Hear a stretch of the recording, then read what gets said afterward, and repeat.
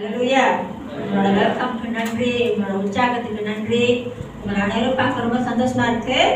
தலைவணிக்கு கர்த்தரை நோக்கி பார்ப்போம்.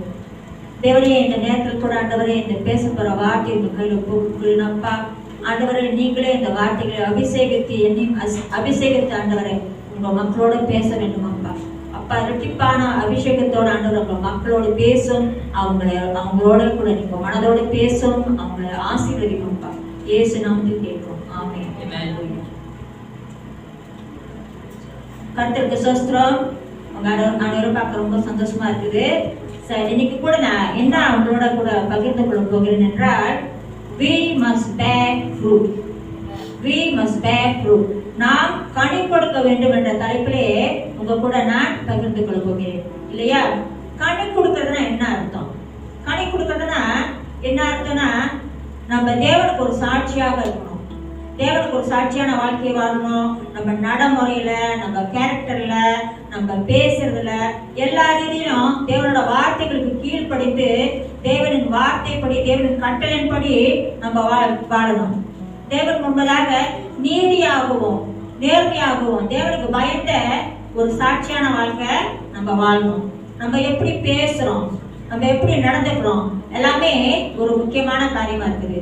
சோ ஆண்டோட வார்த்தை சொல்லுதுங்க, be a good tree, be a good tree. லூக்கா 6:43-45 இருந்து என்ன சொல்லுதுன்னா, நல்ல மரமானது நல்ல கனியை கொடுக்கும், கெட்ட மரமானது கெட்ட கனியை கொடுக்கும். இல்லையா? நம்ம தேவனுக்கு என்ன மரமா இருக்கணும்? நல்ல மரங்களாக இருக்கணும். நல்ல மரங்களாக இருக்கும்போது நல்ல ஒரு சாட்சியான வாழ்க்கை வாழணும். தேவனுக்கு ஒரு சாட்சியான, தேவனுக்கு பயந்த ஒரு வாழ்க்கையை வாழணும். தேவனோட பிரசனத்தை ஏந்தி செல்பவர்களாக இருக்கணும். எங்க போனாலும் தேவனோட பிரசனத்தை ஏந்தி செல்பவர்களாக இருக்க வேண்டும். தேவனோட குணாதிசயங்களை, அன்பை வெளிப்படுத்துவர்களாக இருக்க வேண்டும். நம்ம பேசுற வார்த்தை ரொம்ப முக்கியமா இருக்குது. தேவ பிள்ளைகளான நம்மளோட நாவை ரொம்ப பத்திரமா பாய்க்கணும். நம்ம தேவ பிள்ளைகளான நம்ம கெட்ட வார்த்தை பேசக்கூடாது, கெட்ட வார்த்தை பேசக்கூடாது, சாபமான வார்த்தைகளை பேசக்கூடாது, மற்றவங்களுக்கு சாபம் நம்ம விடக்கூடாது. இல்லையா? நம்ம கெட்ட வார்த்தை பேசும்போது, சாபம் நம்ம விடும்போது நம்ம நம்பிக்கை பெரிது செஞ்சுக்கிறோம். ஏன்னா தேவனோட வார்த்தை சொல்லுது, எதையும் நம்ம விதைக்கிறோமோ அதை தான் நம்ம அறுப்போம் என்று. இல்லையா? அப்ப நம்ம கெட்ட வார்த்தை பேசும்போது, சாபம் விடும்போது, சாபமான வார்த்தை பேசும்போது நம்மளுக்கே நம்ம தீங்க விளைவித்துக் கொள்கிறோம். அங்க பாருங்க, வசனம் சொல்லுதுங்க, James 3 chapter 3 verses 9-10. யாக்கோபு 3:9-10 சொல்லுது, ஒரே நாவல தேவனை துதித்து அதே நாவல நீங்க சாபமா பேசாதீங்க. இப்ப இந்த நாவல நம்ம தேவனை துதிக்கிறோம் இல்லையா? அதே நாவல நம்ம கெட்ட வார்த்தை பேசும்போது, சாபங்கள் பேசும்போது அது தப்பாக இருக்குது. ஆகவே நம்ம நாவை எப்படி வச்சுக்கணும்? நம்ம சுத்தமா வச்சுக்கணும். இந்த நாவல நம்ம தேவனை தொழுது கொள்றோம். ஆகவே நம்ம நாவை, நம்ம வாயை நம்ம சுத்தமா வச்சுக்கணும். நம்ம சுத்தமா வச்சுக்கும் போதுதான் நம்ம தேவனுக்கு கொடுக்கிற துதி ரைட்டா இருக்கும். இல்லையா? நம்ம சுத்தமான வார்த்தைகளை பேசணும். மற்றவங்க வாழ்க்கையை கற்ற வார்த்தையை பேசணும். ஆசீர்வாதமான வார்த்தையை பேசணும். இப்ப பாருங்க, நம்ம வார்த்தையை நம்ம சொல்லிக்கிட்டே இருந்தோம்னா விட்டு வருது. இப்ப பாருங்க, நம்ம வார்த்தையை நம்ம சொல்லிக்கிட்டே இருந்தோம்னா, கர்ஸ் பண்ணிக்கிட்டே இருந்தோம்னா அது நடக்கும். நம்மளோட நாவல வல்லமை இருக்குது. தேவனோட வார்த்தை சொல்லுது, நம்ம நாவல பவர் இருக்குது. நம்ம நல்லதே பேசிட்டு நல்லதே நடக்கும், கெட்டதே பேசினா கெட்டதே நடக்கும். ஆகவே நம்மளோட நாவை நம்ம அடக்கி ஆள கத்துக்கணும். நம்ம பேசுற வார்த்தை நல்ல வார்த்தையா இருக்கணும், ஆசீர்வாதமான வார்த்தையா இருக்கணும், தேவன் நாமத்திற்கு மகிமை கொடுக்கிற வார்த்தையா இருக்கணும். நம்ம வாய்கள்ல, நம்ம நாவல நம்ம கனி கொடுக்கறதா இருக்கணும். நம்ம எது பேசினாலும் ஒரு ஆசீர்வாதமான வார்த்தையா இருக்கணும். நம்ம சுத்தி இருக்கிறவங்களுக்கு ஆசீர்வாதத்தை கொண்டு வரணும். ஒருத்தவங்க என்கரேஜ் பண்ணணும். ஒருத்தவங்க வாழ்க்கை கட்டி எழுப்பணும். அப்பா, நீ நல்லா இருப்பா, நீ நல்லா செய்வப்பா, நீ வாழ்க்கையில நல்லா வருப்பா, இப்படி நம்ம நல்லதே சொல்லணும். கெட்டது சொல்லக்கூடாது. நம்ம வயல அந்த கெட்ட வார்த்தையும் சாபமான வார்த்தையும் என்னைக்கே வரக்கூடாது. We will know the fruits by a tree. Okay, we will know the tree by its fruit. Okay, ஒரு நல்ல மரமானது நல்ல கனியை கொடுக்கும். இப்போ ஒருத்தவங்களோட ஒரு பிஹேவியரே நம்ம சொல்லிடலாம், அவங்க தேவனோட கூட இணைந்து இருக்கிறாங்களா இல்லையா, கனி கொடுக்குறாங்களா இல்லையான்னு. அவங்க தேவனோட கூட இணைந்து இருந்தாங்கன்னா அவங்க பிஹேவியர் வேற மாதிரி தான் இருக்கும், அவங்க பேசுற வார்த்தை வேற மாதிரி தான் இருக்கும். ஆனா தேவனுக்கு தூரம் இருக்கிற பிஹேவியரும் வார்த்தை வேற மாதிரி தான் இருக்கும். ஆகவே நம்ம தேவனோட கூட இணைந்து இருக்கிறவங்களா இருப்போம், நல்ல வார்த்தை பேசுவோம், கனி கொடுக்கிறவங்களா இருப்போம். அது மட்டுமல்லாம நம்ம ட்ரெஸ்ஸிங்ல கூட நம்ம கனி கொடுக்கிறவர்களா இருக்கணும். உலகத்துல ஒரு எல்லா ஃபேஷன், ஸ்டைல், பேட்டர்ன், ட்ரெண்ட்ல நம்ம ஃபாலோ பண்ணணும் அவசியம் இல்லை, இல்லையா? நம்மளுக்கு ஒரு தனி ஸ்டைல் இருக்கணும், நம்மளுக்கு ஒரு தனி ட்ரெண்ட் இருக்கணும், இல்லையா? எஸ்பெஷலி லேடிஸ் நம்ம உடுத்துறதுல கூட தேவனுக்கு நம்ம கனி கொடுக்கணும். உடுத்துறது கூட தேவனுக்கு நம்ம மகிமை கொண்டு வரணும். ஒருத்தவங்க நம்மள தப்பா பாக்குற மாதிரி, அசிங்கமா பாக்குற மாதிரி நம்ம உடுத்தக்கூடாது. இப்போ நம்மள தப்பா பார்த்தாங்கன்னா, அசிங்கமா பார்த்தாங்கன்னா அது நம்ம மேலதான் தப்பு, இல்லையா? நம்ம டீசெண்டா ரெஸ்பெக்டா உடுத்தினா யாரும் நம்மள தப்பா பார்க்க மாட்டாங்க, இல்லையா? ஆகவே கிறிஸ்தவர்களாக நம்ம பெண்களான எஸ்பெஷலி லேடிஸான நம்ம ரெஸ்பெக்டா டீசெண்டா உடுத்தணும். நம்ம ட்ரெஸ்ஸிங்ல கூட தேவனுக்கு கனி கொடுக்கணும். நம்ம ட்ரெஸ்ஸிங்ல கூட தேவனுக்கு மகிமை கொண்டு வரணும். ஆமென். ஓகே, அது மட்டும் கனி கொடுக்கிறது இல்ல, நம்ம தேவனுக்கு ஒரு சாட்சியா இருக்கிறதும், தேவனோட ஊழியர்களை சபையில எடுத்து செய்யணும், தேவனுக்காக ஆத்ம ஆதாயம் செய்யணும், ஒரு கனி கொடுக்கிறது தான்.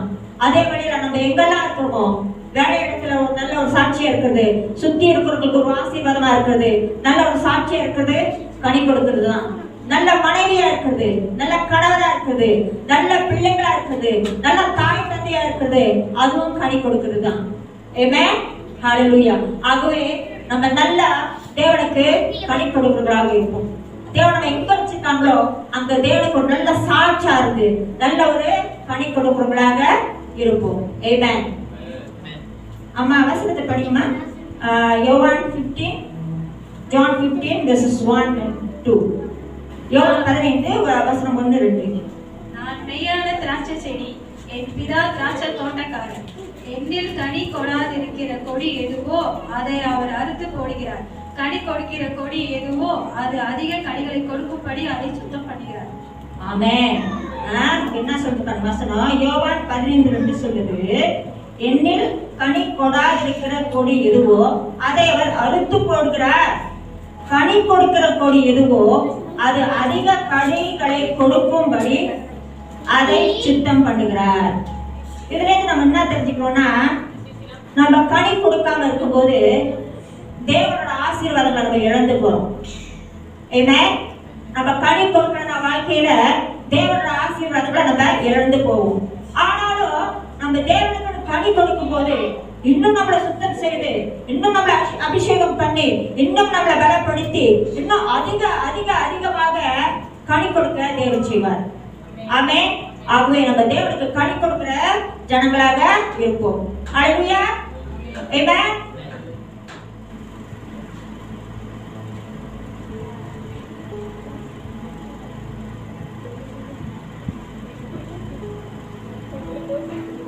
அம்மா மத்திய 25:14-23 படிங்க. அன்றையும் பரலோகியம் புறச்சேதத்துக்கு பிரேரணமாய் போகிற ஒரு மனுஷன் தன் ஊழியக்காரனை அழைத்து தன் ஆஸ்திகளை அவர்கள் வசமாய் ஒப்பு கொடுத்தது போல் இருக்கிறது. அவமானுடைய திறமை கற்றதாக ஒருவரிடத்தில் 5 தாளங்களும் ஒருவரிடத்தில் 2 தாளந்தும் ஒருவரிடம் 1 தாளந்துமாக கொடுத்து உடனே பிரேரணைப்பட்டு போனான். 5 தாளத்தை வாங்கினவன் போய் அவைகளை கொண்டு வியாபாரம் பண்ணி வேறு 5 தாளந்தை சம்பாதித்தான். அப்படியே 2 தாளந்தை வாங்கினவனும் வேறு 2 தாளந்தை சம்பாதித்தான். 1 தாளந்தை வாங்கினவன் போய் நிலத்தை தோண்டி தன் எஜமானுடைய பணத்தை புதைத்து வைத்தான். வெகு காலமான பின்பு அந்த ஊழியக்காரனுடைய எஜமான் திரும்பி வந்து அவர்களிடத்தில் கணக்கும் கேட்டான். அப்பொழுது 5 தாளந்தை வாங்கினவன் வேறு 5 தாளந்தத்தை கொண்டு வந்து, ஆண்டவனே, 5 தாளந்தத்தை என்னிடத்தில் ஒப்புவித்தீரே, அவைகளை கொண்டு இதோ அந்த வேறு அந்த 5 தாளத்தை சம்பாதித்தேன் என்றான். அவனுடைய எஜமான் அவனை நோக்கி, நல்லது, உத்தமதும் உண்மையுள்ள ஊழியக்காரனே, கொஞ்ச காலத்திலே உண்மையாயிருந்து அநேகத்தின் மேல் உன்னை அதிகாரியாக வைப்பேன். உன் எஜமானுடைய சந்தோஷத்திற்கு பெருசேவி என்றான். 2 தாளந்தை வாங்கினவன் வந்து, ஆண்டவனே, 2 தாளந்தை என்னிடத்தில் ஒப்புவித்தீரே, அவைகளை கொண்டு இதோ வேறு 2 தாளந்தை சம்பாதித்தான் என்றான். அவனுடைய எஜமானை நோக்கி, நல்லது, உத்தமம் உண்மையுள்ள ஊழியக்காரனே, கொஞ்ச காலத்திலே உண்மையாயிருந்து அநேகத்தின் மேல் உன்னை அதிகாரியாக வைப்பேன். உன் எஜமானுடைய சந்தோஷத்திற்கு பெருசேவி என்றான். 1 தாளந்தை வாங்கினவன் வந்து, ஆண்டவனே, விதைக்கால இடைக்கிற அறுக்கிறவரும் தெளிதாத இடத்தில் செயற்கும் கடினமுள்ள மனுஷன் என்று அறிவேன். ஆகையால் நான் பயந்து போய் 3 தாளந்தை நிலத்தில் குதித்து தந்தேன். இதோ உம்முடையதை வாங்கிக் கொள்ளும் என்றான். அவனுடைய எஜமான் பிரதியுத்தரமாக, பொல்லாதவன் சோம்பேறியான ஊழியக்காரனே, நான் விதைக்காக இடத்தை மாறி பெற்றவன் தெளிந்திருக்க இடத்தில் சேர்த்தவர் என்று அறிந்திருக்கிறாயே. அப்படியானால் நீர் என் பணத்தை காசுக்காரர் வசத்தில் போட்டு வைக்க வேண்டியாயிருந்தது. அப்பொழுது நான் வந்து என்னுடைய வட்டியோட வாங்கிக் கொள்வேன் என்று சொல்லி அவனிடத்தில் தாளந்தை எடுத்து 10 தாளந்தைகளுக்கு கொடுங்கள். உள்ளவனோ அவனுக்கு கொடுக்கப்படும், பரிபூரணமும் அடைவான். இல்லாதவனத்தில் உள்ளதும் எடுத்துக் கொள்ளப்படும். பாருங்க, இந்த கதையில என்ன பாக்குறோம்னா, ஒரு எஜமான் அவரோட வேலைக்காரங்களை கூப்பிட்டு ஒருத்தருக்கு 1 தாளந்து, ஒருத்தருக்கு 2 தாளந்து, ஒருத்தருக்கு 5 தாளந்து கொடுத்துட்டு போனாரு. சோ அவங்க எஜமான் தூரத்துக்கு எங்க பிசினஸ்க்கு போயிட்டாரு. சோ இந்த என்ன செஞ்சாங்கன்னா, அவங்களோட வேலையாட்கள் அந்த 2 தாளந்து வைத்தவரை வந்து அந்த 4 தாளந்தாக்குனாரு. 5 தாளந்த வைத்து பிசினஸ் பண்ணி 10 தாளந்தாக்குனாரு. ஆனால் அந்த 1 தாளந்து கிடைச்சிச்சுல, அவர் என்ன செஞ்சாருன்னா போயிட்டு அவரோட கார்டன்ல அந்த தாளத்தை பதிச்சு வச்சுட்டாரு. பதிச்சு வச்சுட்டாரு பாருங்க. சோ ஆகவே அவங்க எஜமான் திரும்பி வரும்போது அவர் என்ன சொல்றாரு, நான் இந்த தாளத்தை பதிச்சு வச்சுட்டேன். அவருக்கு 2 தாளத்துக்காரர் சொல்ற, நான் 4 ஆக்கிட்டேன், 5 தாளத்துக்காரர் 10 ஆக்கிட்டேன்னு சொல்றாரு. அப்ப இந்த 1 தாளத்துக்காரர் என்ன செஞ்சாரு, நான் உங்களோட தாளத்தை புதைச்சிட்டேன் பாஸ், நீங்க வந்து திருப்பி கேட்பீங்களா பயந்துட்டு, சோ நான் திருப்பி கொடுக்குறேன்னு சொல்லி அந்த 1 தாளத்தை திருப்பி கொடுக்குறாரு. அப்ப அவர் என்ன சொல்றாரு, அந்த பாஸ் ஆத்திரமாயி 1 தாளத்தை உள்ளவங்கிட்ட எடுத்து 10 தாளத்தை கொடுக்குறாரு. இல்ல நமக்கு என்ன தெரியுது, தேவன் நம்மளுக்கு எந்த ஒரு சின்ன ஒரு தாளத்தை கொடுத்திருந்தாலும் அது தேவனுக்கு ஒப்பு கொடுத்து நம்ம பயன்படுத்தும் போது அதை இரட்டிப்பாக ஆசீர்வதித்து இன்னும் பண்படகு நம்மளை பெருக செய்வார். இதுதான் என்னோட தாளந்து, இது எனக்கு தெரியாது, அது எனக்கு தெரியாது, அவங்க மாதிரி நான் செய்ய முடியாது அப்படின்ட்டு நம்ம அப்படியே நம்ம தேவன் நம்மளுக்கு கொடுத்த தாளத்தை அப்படியே மூடி வச்சிருந்தோம்னா நம்ம இருக்கிற தாளத்தை நம்ம இழந்து போவோம். எங்க நம்ம ஆண்டு வச்சுக்காரு, எது உங்களுக்கு நல்லா தெரியும், எது உங்களோட தாளந்து, உங்களை செக் பண்ணி பாருங்க. உங்க கையில தேவன் என்ன தாளந்து வச்சிருக்காரு. நீங்க நல்லா உற்சாகமா பேசுறீங்களா, ஆளுங்களை என்கரேஜ் பண்ணுவீங்களா, என்கரேஜ் பண்ணுங்க. ஆண்டோட ஒரு மவுத் பீஸா இருங்க, ஆண்டோட பயன்படுத்துற ஒரு மவுத் பீஸா இருங்க. நீங்க நல்லா பாட்டு படிப்பீங்களா, வந்து பாட்டு படிங்க. நீங்க நல்லா ஒரு காரியம் செய்வீங்களா, சமைப்பீங்களா, சமைங்க. இதெல்லாம் ஆண்டு நம்மளுக்கு கொடுத்த தாளந்து. எது நம்ம செய்யறோமோ சின்ன காரியம், இதெல்லாம் ஆண்டு நமக்கு கொடுத்த தாளந்து. சோ எங்க ஆண்டு நம்மளை வச்சிருக்காரோ, எதெல்லாம் நம்ம கையில கொடுத்திருக்காரோ அதை நம்ம பயன்படுத்தும் போது தேவனோட மகிமைக்குன்னு தேவனோட ஆலயத்தை உயர்த்த, தேவனோட ராஜ்யத்தை உயர்த்தத்துக்கு பாய்க்கும் போது அது தேவன் இரட்டிப்பாக அபிஷேகித்து இன்னும் வல்லமையா எடுத்து நம்மளை பயன்படுத்துவார், நம்மளை ஆசீர்வாதமாக வைத்திருப்பார். ஆமென், ஆமென். கனி கொடுக்கறதுனா இப்ப வந்து கொஞ்சம் மியூசிக் அடிக்கிறது, பாட்டு படிக்கிறது, ப்ரீச் பண்ண மட்டும் கனி கொடுக்கறது இல்ல. தேவன் நம்ம எங்கெல்லாம் வைத்திருக்காரோ, நான் சொன்ன மாதிரி எங்கெல்லாம் வைத்திருக்காரோ நம்ம அங்க உண்மையா இருந்து நம்ம செய்யும் போது அதுவும் கனி கொடுக்கறது தான். இப்ப சபையை சுத்தம் பண்றோம், அதுவும் கனி கொடுக்கறது தான். சபையை சுத்தம் பண்றோம், குப்பை தூக்கி போடுறோம், டாய்லெட் கழுவுறோம், எல்லாமே கனி கொடுக்கறது தான். எவ்வளவு பிஹைண்ட் த சீன், திரைக்கு பின்னால எவ்வளவு பேர் ஆண்டு கூடி செய்யறோம், அதுவும் கனி கொடுக்கறதான். நீங்க எவ்வளவு பேர் வந்து ஜெபிக்கலாம் இல்லையா, பாஸ்டருக்கு ஜெபிக்கலாம், மக்களுக்கு ஜெபிக்கலாம், ஆத்மாவுக்கு ஜெபிக்கலாம், ஆத்மாதாயம் செய்யலாம். பிஹைண்ட் த சீன் யார் கண்ணும் பார்க்கல, ஆனா தேவனோட கண்ணு பார்க்குது இல்லையா, அதுவும் கனி கொடுக்கறதான். எனக்கு தெரியும் இந்த சபையில நிறைய பேர் ஆண்டு ஊழியம் செய்றீங்க, கனி கொடுக்குறீங்க. தம்பி ஊழியம் செய்யறாரு, அம்மா காசு கணக்கு பண்றாங்க, அந்த தம்பி ப்ரொஜெக்ட் போடுறாரு, அந்த பிள்ளைங்களாம் வந்து வெள்ளனே நம்மளுக்கு உதவி செய்யுதுங்க, கடைசியா போகுதுங்க, எல்லாமே கனி கொடுக்குறதான். ஏதோ ஒரு விதத்துல சபையில எல்லாருமே கனி கொடுத்துக்கிட்டு தான் இருக்கீங்க. வாராவாரம் சபைக்கு வந்து தவறாம தேவனை ஆராதித்து துதித்து அவரோட வார்த்தை கீழ்ப்படுத்த அவரோட வார்த்தையை கேட்கறதும் சபையில வந்து அமர்ந்திருக்கிறதும் கனி கொடுக்குறதுதான்.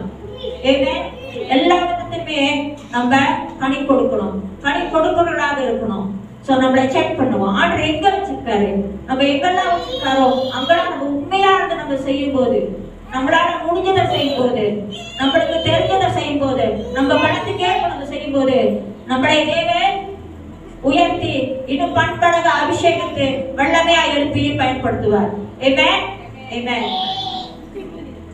சோ பேரண்ட்ஸ் உங்களை நான் உற்சாகப்படுத்துறேன். பேரண்ட்ஸ் நான் உற்சாகப்படுத்துறேன். உங்க பிள்ளைகளை தேவனோட ஊழியத்துக்கு ஒப்பு கொடுங்க, அவங்களை என்கரேஜ் பண்ணுங்க. முன் வந்து தேவனோட ஊழியத்துல அவங்களை ஒப்பு கொடுத்து அவங்க தேவனுக்கு ஊழியம் செய்யறதுக்கு எந்த சின்ன ஊழியம் இருந்தாலும் பரவாயில்ல, எதுவாக இருந்தாலும் பரவாயில்ல. ப்ரொஜெக்டர் போடுறாங்களா, பாஸ்டருக்கு ஹெல்ப் பண்றாங்களா, சாங் சீட் எடுக்கிறாங்களா, எதுவும் தேவனுக்கு முன் வந்து அவங்க வாழ்க்கையை ஒப்பு கொடுத்து அவங்க ஊழியம் செய்யறதுக்கு அவங்க என்கரேஜ் பண்ணுங்க. ஏன்னா எவ்வளவு பேர் அவங்க ஊழியம் செய்யறாங்களோ, எவ்வளவு பேர் தேவனோட ஆலயத்துல கனி கொடுக்குறாங்களோ, அவ்வளவு தேவன் நம்மளை அபிஷேகித்து வல்லமையா உயர்த்துவார். அவங்க செய்யற காரியத்துல வாய்க்கம் பண்ணுவார். அவங்களோட படிப்பை வந்து உயர்த்துவார், அவங்களோட வாழ்க்கையை உயர்த்துவார். அவங்க எவ்வளவு தேவ பிரசனத்துல இருக்கிறாங்களோ, தேவாலயத்தில் இருக்கிறாங்களோ, தேவனோட வேலைக்குள்ளாக இருக்கிறாங்களோ, தேவனோட ஆலயம், தேவனோட பிரசனம் தேவனோட வேலையாக இருக்குது. நம்ம பிள்ளைங்க நம்ம தேவனோட பிரசனத்துல தேவன் வேலைக்குள்ளாக வச்சு வளர்க்கும் போது அவங்க ஒருபோதும் வழி தப்பி போக மாட்டாங்க.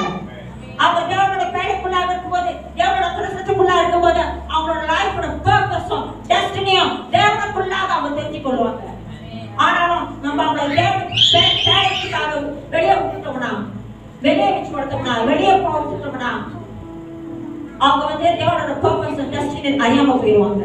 அவங்களோட பர்பஸ், வாழ்க்கையின் பர்பஸும் டெஸ்டினியும் தவறான இடத்துல தப்பான இடத்துல அவங்க வந்து கண்டுபிடிக்க ஆரம்பிச்சிருவாங்க. அந்த சாத்தானின் அந்த வஞ்சிப்புல அவங்க விழுந்துருவாங்க. அந்த வேர்ல்ட் சிஸ்டம்ல போயிடுவாங்க. அந்த உலகத்தின் சிஸ்டம் வந்து தேவனோட வார்த்தைக்கு புறம்பான காரியமா இருக்குது, தேவனோட வார்த்தைக்கு எதிர்ப்பான காரியமா இருக்குது, தேவனுக்கு பிடிக்காத காரியமா இருக்குது. So parents, encourage your children to be committed in the presence of the Lord, to be found in the house of God, to be found in the presence of God. அவங்க அப்படி இருக்கும்போது தேவன் அவங்களை தேவனுக்கு தீபந்தமாக எழுப்பி பிரகாசிக்க செய்வார். தானியேலை போல எழுப்புவார், ஜோஷுவா போல எழுப்புவார், ஜோசப்பை போல எழுப்புவார், சட்ரக் மெஷக் அபேத்நேகோ போல ஆக்குவார், தெபோரா போல எழுப்புவார். தேவன் அப்படிப்பட்ட பிள்ளைங்களை தேடிக்கொண்டிருக்கிறார், அப்படிப்பட்ட ஜனங்களை தேடிக்கொண்டிருக்கிறார். வாங்க உங்க பிள்ளைகளை ஒப்பு கொடுங்க, தேவனுக்கு ஒப்பு கொடுங்க. அப்படி ஒப்பு கொடுக்கும் போது உங்க பிள்ளைகளை உயர்த்துவார், வளமையாக பயன்படுத்துவார். பாருங்க, நம்ம வேதத்துல படிக்கும் போது டேனியல் வந்து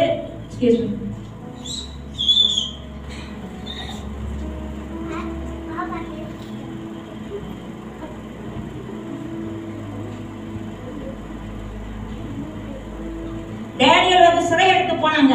அவர் வேற ஊர்ல இருந்தாரு, அவர் ஊர்ல இல்ல. ஆனா அந்த ஊர்ல டேனியல் ஆண்டுக்கு உண்மையாதபடியினால, கனி கொடுத்தபடியினால அந்த ஊர்ல எல்லாத்தையும் அவரை உயர்த்தி வைத்தார் தேவன். ஆமென். யோசேப்பு எவ்வளவு கஷ்டப்பட்டாரு. சிறையில வச்சாங்க, பொய் குற்றம் சாட்டினாங்க. ஆனாலும் அவர் கடைசி வரைக்கும் தேவனுக்கு உண்மையாதபடியினால, கனி கொடுத்தபடியினால அவரை ஈஜிப்ட்கே பிரைம் மினிஸ்டர் ஆக்குறாங்க. அதே மாதிரி யோபு எவ்வளவு கஷ்டப்பட்டாரு, எவ்வளவு இழந்து போனாரு, ஒண்ணுமே இல்லாம போனாரு. ஆனா கடைசி வரைக்கும் அவர் நாவனால தேவனை அவர் வந்து தூஷித்து பேசல. சாவு வரைக்கும், கடைசி வரைக்கும் அவர் தேவனுக்கு உண்மையாக இருந்தாரு. ஆகவே கடைசியில தேவன் அவர் எவ்வளவு பணக்காரனா இருந்தாலும் அதை விட இன்னும் பன்மடங்கு அவர் உயர்த்தி வைத்தார் தேவன். அதன்படிதான் நம்ம தேவனுக்கு கனி கொடுக்கும் போது, தேவனுக்கு ஒப்பு கொடுத்து வாழும் போது அது வீண் போகாது. நம்ம ஸ்பெஷலா தான் இருப்போம், சிறந்தவங்களா தான் இருப்போம். நம்ம வேலை இடத்துல வந்து நம்ம ஸ்பெஷலா இருப்போம், ஸ்கூல்ல ஸ்பெஷலா இருப்போம், எங்க போனா நம்ம ஸ்பெஷலா இருப்போம். Amen. So parents, encourage your children to commit your life to God, to serve God, to be found in the presence of God. தேவனோட ஆலயத்துல, தேவனோட பிரசன்னத்துல காணப்படுறதுக்கு அவங்களை உற்சாகப்படுத்துங்க. தேவன் அவங்களை உயர்த்துவார். அவங்க தேவனோட ஆலயத்துல தேவனை என்கவுண்டர் பண்ணிட்டாங்கன்னா, தேவனை முகமுகமா அழைத்துட்டாங்கன்னா அவங்க ஒருபோதும் தேவனை விட்டு விலகி போக மாட்டாங்க. அங்க எங்க போனாலும் சரி, படிக்க போனாலும் சரி, காலேஜ் போனாலும் சரி, வெளிநாட்டுக்கு வேலைக்கு போனாலும் சரி, அவங்க தேவனை விட்டு விலகவே மாட்டாங்க. யோசேப்பை போல இருப்பாங்க, தானியேலை போல இருப்பாங்க, தெபோரா போல இருப்பாங்க. ஹalleluya. சட்ரக் மெஷக் அபேத்நேகோ போல இருப்பாங்க. ஹalleluya. So young people, check your life, commit your life to God, commit your talent to God. உங்க கையில என்ன டேலண்ட் ஆண்டவர் கொடுத்திருக்காரு? young people, children, youths, உங்க கையில ஆண்டவர் என்ன டேலண்ட் கொடுத்திருக்காரு? நல்ல டிக்டாக் செய்றீங்களா? தேவனுக்குன்ற டிக்டாக் செய்யுங்க, ஆண்டவர் வார்த்தையை போடுங்க. நல்ல வீடியோ செய்றீங்களா? நல்ல வீடியோ எடுப்பீங்களா? தேவனுக்குன்ற வீடியோ செய்யுங்க, வீடியோ போடுங்க. ஆண்டவர் ராஜ்யத்தை கட்டுங்க, ஆண்டவராக பிரகாசிங்க, ஆண்டவர் கையில ஒரு தீபந்தமாயிருங்க. உங்களோட எனர்ஜியை வேஸ்ட் பண்ணாதீங்க, உங்களோட எனர்ஜியை வெளியில வேஸ்ட் பண்ணாதீங்க, வேர்ல்ட் சிஸ்டம்க்கு கொடுக்காதீங்க. உங்களோட எனர்ஜியை ஆண்டவர் ஆழத்துக்கு கொட்டுங்க, ஆண்டவர் இருப்பீங்க. ஆண்டவர் ராஜ்யத்தை தேடுகிறார், ஊழியக்காரங்களை தேடுகிறார், பிள்ளைகளை தேடுகிறார், யூத்துகளை தேடுகிறார், வாலிபர்களை தேடுகிறார். எங்கே பிள்ளைங்க கேட்கிறார் ஆண்டவர். வாங்க, உங்க வாழ்க்கை ஆண்டவருக்கு ஒப்பு கொடுங்க, உங்களோட எனர்ஜி ஆண்டவருக்கு கொடுங்க, உங்களோட டேலண்ட் ஆண்டவருக்கு கொடுங்க, ஆண்டவருக்கு கனி கொடுங்க. நீங்க சம்பளையா இருப்பீங்க. வாழ்க்கையில தோற்கவே பார்க்க மாட்டீங்க. You will number one, just like Daniel, Joseph, Joshua, Shadrach, Meshach, Abednego. வாழ்க்கையை ஒப்பு கொடுங்க, தேவனுக்கு ஒப்பு கொடுங்க, முன்னுக்கு ஆண்டுக்கு ஒப்பு கொடுங்க, ஊழியர்களுக்கு ஒப்பு கொடுங்க, கனி கொடுங்க. தேவனோட ஆலயத்துல நீங்க சம்பளையா இருப்பீங்க. உங்க வாழ்க்கை வீண் போகாது, கனி வீண் போகாது. ஆண்டவர் ஆசீர்வதித்து உயர்த்தி வழமையை எடுத்து வழி நடத்துவார். Amen. Hallelujah. Thank you Jesus. Thank you Lord.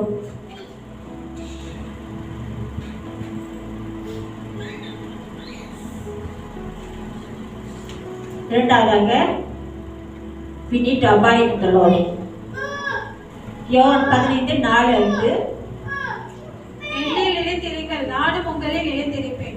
கொடியானது திராட்சை செடியில் நிலைத்திராவிட்டால் அது தானாய் கனி கொடுக்க மாட்டாது போல நீங்களும் என்னில் நிலைத்திராவிட்டால் கனி கொடுக்க மாட்டீர்கள். நானே திராட்சை செடி, நீங்கள் கொடிகள். ஒருவன் என்னில் நானும் அவனில் நிலைத்திருந்தால் அவன் மிகுந்த கனிகளை கொடுப்பான். என்னை அல்லாமல் உங்களால் ஒன்றும் செய்யக்கூடாது. ஆமென். இதுல இருந்து நம்ம என்ன தெரிஞ்சுக்கணும்னா, தேவனிடத்துல நம்ம சார்ந்து இருக்கோம், தேவனுக்குள்ள நம்ம நிலைத்து இருக்கோம். தேவனுக்குள்ள நிலைத்து இல்லாம, அவரோட கூட ஒரு நெருங்கிய ஐக்கியம் இல்லாம, அவரோட கூட ஒரு பர்சனல் ரிலேஷன்ஷிப் இல்லாம, அவரோட வார்த்தையை படிக்காம, நம்ம வாழ்க்கையில தினசரி அவர் கூட நம்ம ஃபெய்த்ஃபுல்லா நடக்காம, நம்ம அவரோட பிரசனத்தை காத்திருக்காம, அவர் கூட ஐக்கியம் இல்லாம நம்ம கனி கொடுக்க முடியாது. ஆகவே நம்ம தேவனுக்குள்ள நிலைத்து இருக்க வேண்டும். otherwise we will be nothing, we will nobody. நம்ம ஒண்ணுமே செய்ய முடியாது. நம்ம தேவனுக்குள்ளாக நிலைத்து இருக்க வேண்டும். Amen. Amen.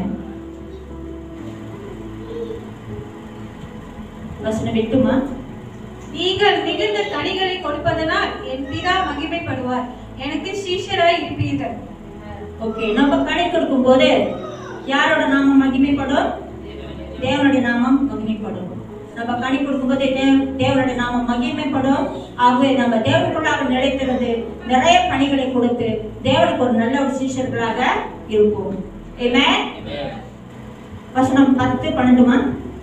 நான் என் பிதாவின் கற்பனையை கைக்கொண்டு அவருடைய அன்பிலே நிலைத்திருக்கிறது போல நீங்களும் என் கற்பனைகளை கை கொண்டிருந்தால் என்னுடைய அன்பிலே நிலைத்திருப்பீர்கள். நான் உங்களில் அன்பாய் இருக்கிறது போல நீங்கள் ஒருவருக்கு ஒருவர் அன்பாய் இருக்க வேண்டும் என்பதே என்னுடைய கற்பனையாய் இருக்கிறது. Okay. To keep God's command and to love one another is a great bearing fruit for God. தேவனோட கட்டளைகளுக்கு கீழ்ப்படியறதும் நம்ம ஒருத்தர் நேசிக்கிறதும் தேவனுக்கு ஒரு பெரிய கனி கொடுத்தலா இருக்கு. ஸோ ஆகவே நம்ம ஒருத்தர் நேசிக்க வேண்டும், தேவனோட கட்டளைக்கு கீழ்ப்படிய வேண்டும். யோவான் 15:12-35 சொல்லுது, By this shall all men know that you are my disciples if you have love for one another. நம்ம ஒருத்தர் நேசிக்கும் போதுதான் நம்ம தேவனுடைய சீஷர்கள் என்று உலகத்தாருக்கு தெரியும். நம்மளே இங்க நாய்ப்பு மாதிரி கடிச்சிட்டு கிடந்தோம்னா நம்ம ஒரு சாட்சி இல்லை. அப்புறம் எப்படி நம்ம தேவனை நம்ப போய் நம்ம சொல்ல முடியும்? நம்ம ஒருத்தருக்குள்ள ஒத்துமையா அன்பா இருந்தாதான் நம்ம தேவனை நம்ப போய் சொல்ல முடியும் இல்லையா? நம்மளுக்குள்ளே அன்பு இல்லை, ஐக்கியம் இல்லை, ஒத்துமை இல்லைன்னா, யூனிட்டி இல்லைன்னா நம்ம தேவனோட சாட்சியம் இருக்க முடியாது, தேவனோட வாழ்க்கையை நம்ம போய் சொல்ல முடியாது. ஆகவே தேவனோட கட்டளைகளுக்கு கீழ்ப்படிந்து ஒருத்தர் நேசிப்போம். ஆமென். தேவனுக்கு ஒரு நல்ல சீஷர்களாக இருப்போம். ஹல்லேலூயா.